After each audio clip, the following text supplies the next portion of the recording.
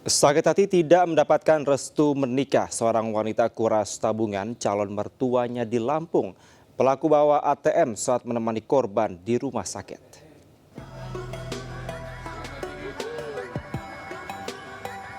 Wanita ini tersangka pencurian dengan modus menguras ATM milik Zubaidah, ibu dari kekasihnya.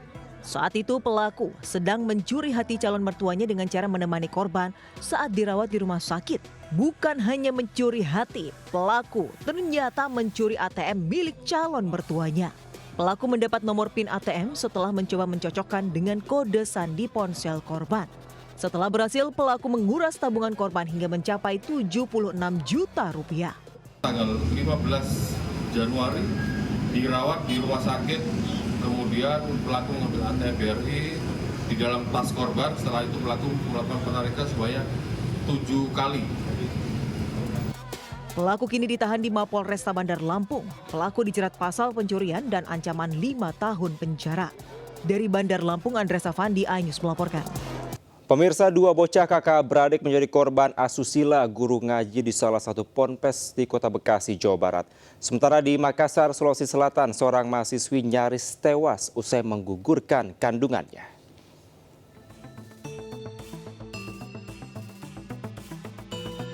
Polisi mengamankan AM, 32 tahun, seorang guru ngaji di sebuah pondok pesantren kawasan Jati Asih, Kota Bekasi.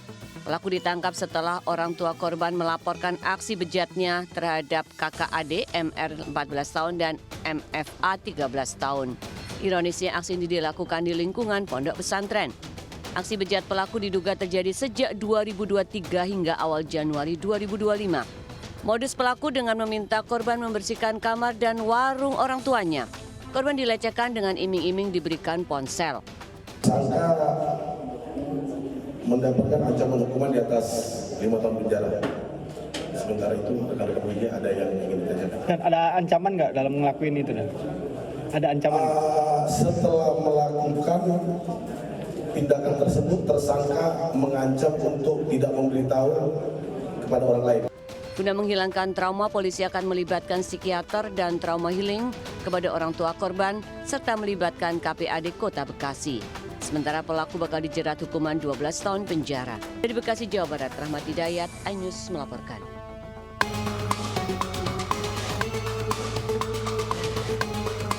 Seorang mahasiswi kampus negeri ternama dirawat di Rumah Sakit Bayangkara Kota Makassar, Sulawesi Selatan usai menggugurkan kandungannya.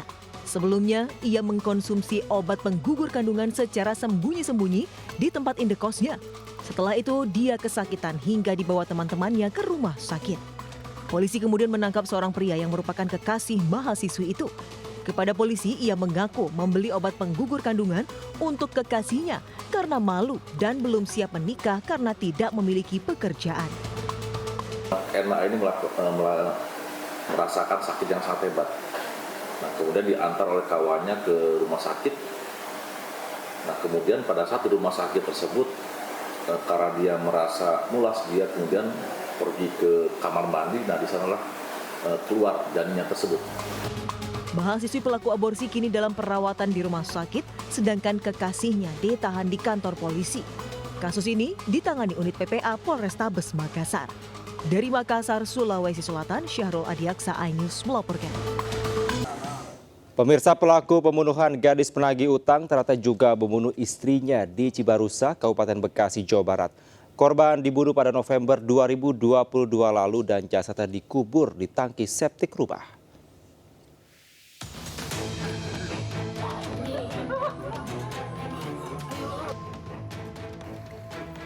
Kasus pembunuhan gadis penagih hutang Sri Mujayanti 22 tahun oleh Sunardi 43 tahun di Kampung Cikoronjo, Sindang Mulia, Cibarusa, Kabupaten Bekasi menguak fakta lain.